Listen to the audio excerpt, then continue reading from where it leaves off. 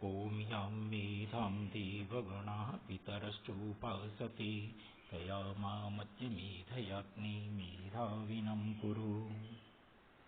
मित्रों, स्नातक पूर्वार्ध संस्कृत की कक्षा में स्नातकोत्तर पूर्वार्ध संस्कृत की कक्षा में आप सबका स्वागत है।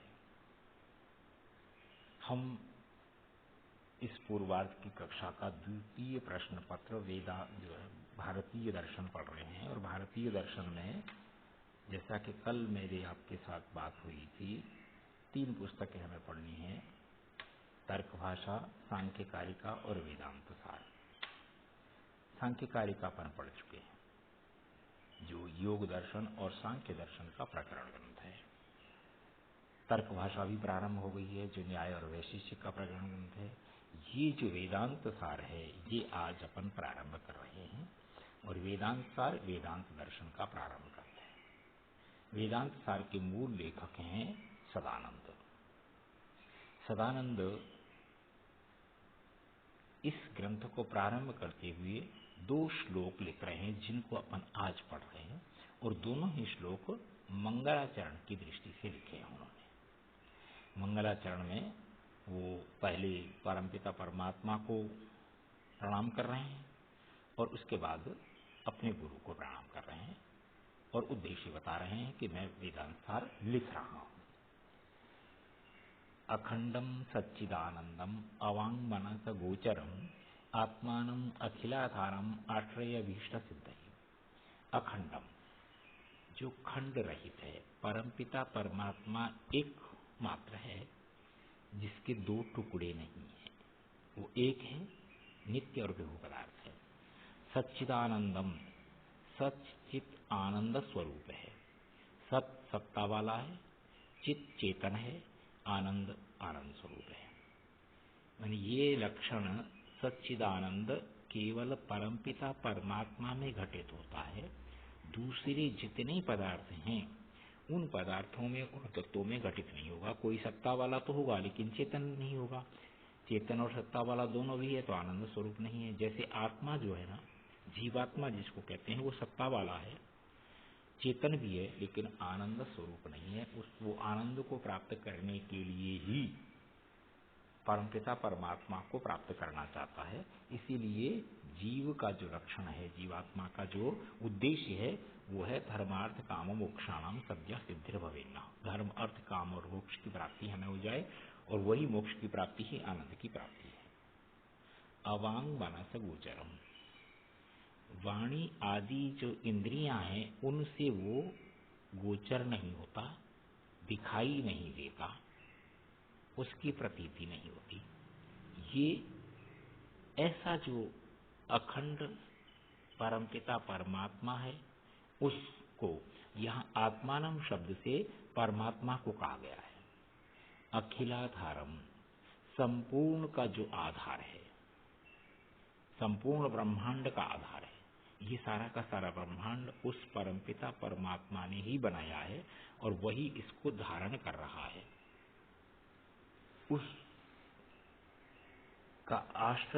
उसका मैं आश्रय ले रहा हूं, उसकी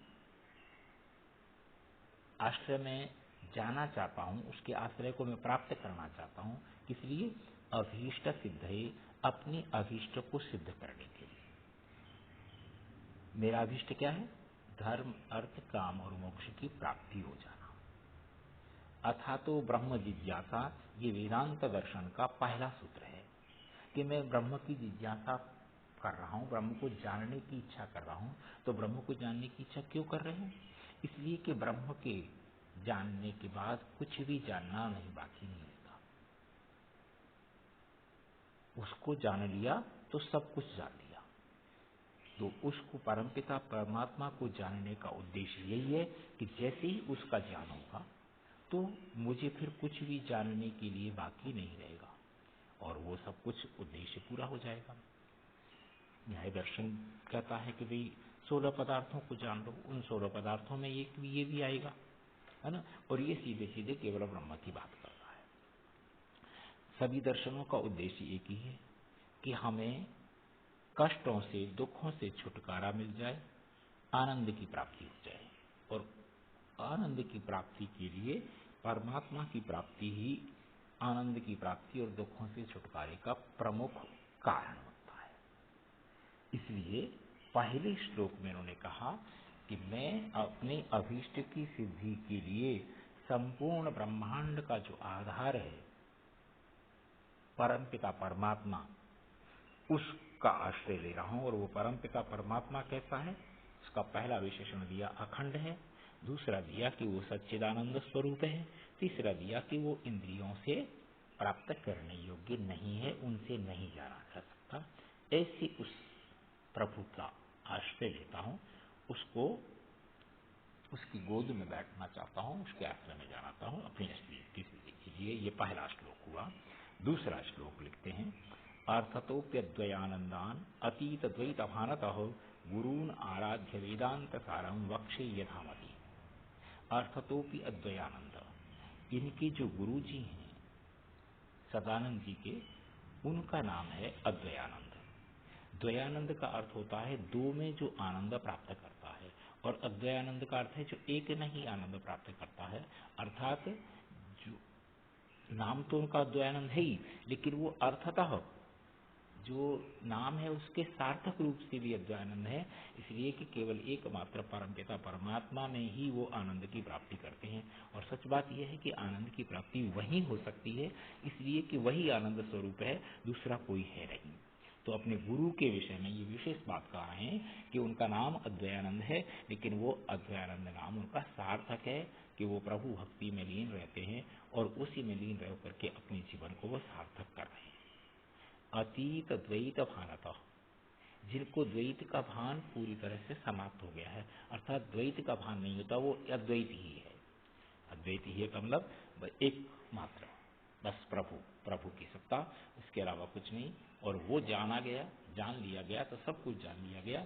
इसलिए ऐसे उन गुरु को, गुरुन आराध्य, उन गुरु की आराधना करके, उनकी सेवा करके, उनके चरणों में बैठ करके यथामति अपनी बुद्धि के अनुसार वेदांत सारम वक्षे, वेदांत सार को मैं कह रहा हूं।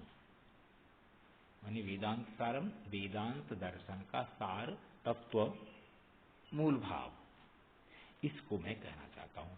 और वेदांत सार क्या है, वेदांत क्या है? तो अथा तो ब्रह्म जिज्ञासा, जैसे मैंने बताया, वेदांत दर्शन का पहला सूत्र है ब्रह्म को जानने की इच्छा करना। और ब्रह्म कहता है कैसा है? जिस ब्रह्म से सारा संसार बना है, जो ब्रह्म सारे संसार का पालन पोषण कर रहा है, और समय आने पर जो ब्रह्म उसका संहार करता है, अथवा उसी ब्रह्म में ये सारा संसार लीन हो जाता है। यतो जायते विश्वमेतत् समस्तम स्थितम यत्र विश्वम लग्नं याति काले। जहाँ से विश्व पैदा हुआ है, जहाँ होकर के विश्व सारा अपने आप में संचरित हो रहा है और समय आने पर उसी में लीन हो जाता है, वो ब्रह्म है। और वो ब्रह्म, उसका लक्षण पहले वाले में दे ही दिया गया कि वो सच्चिदानंद है, अखंड है, अमांग मनस गोचर है, संपूर्ण का आधार है, और उसी को परमपिता परमात्मा भी कहते हैं। वो ऐसा जो वेदांत दर्शन का प्रतिपाद्य विषय है, उसको मैं यथामति अपनी बुद्धि के अनुसार वक्षे कहूंगा, कह रहा हूं। तो मित्रों, ये वेदांत सार की शुरुआत हमने आज की है। इस शुरुआत के साथ अब अपन क्रमशः इसको पढ़ते रहेंगे, और मैं सोचता हूं कि आपकी परीक्षाओं की तारीख आएगी उससे पहले भारतीय दर्शन का ये जो कोर्स पाठ्यक्रम रह गया है, 2 पुस्तकें, इनको अपन बहुत सरलता से पूरा कर लेंगे। आप इसको ध्यान से सुनेंगे, देखेंगे, उसके बाद कोई चीज़ आपको नहीं समझ में आ रही है तो आप पूछ सकते हैं, अपन संवाद भी कर लेंगे, कोई दिक्कत नहीं है। तो आज का पाठ अपन यहीं समाप्त करते हैं। धन्यवाद।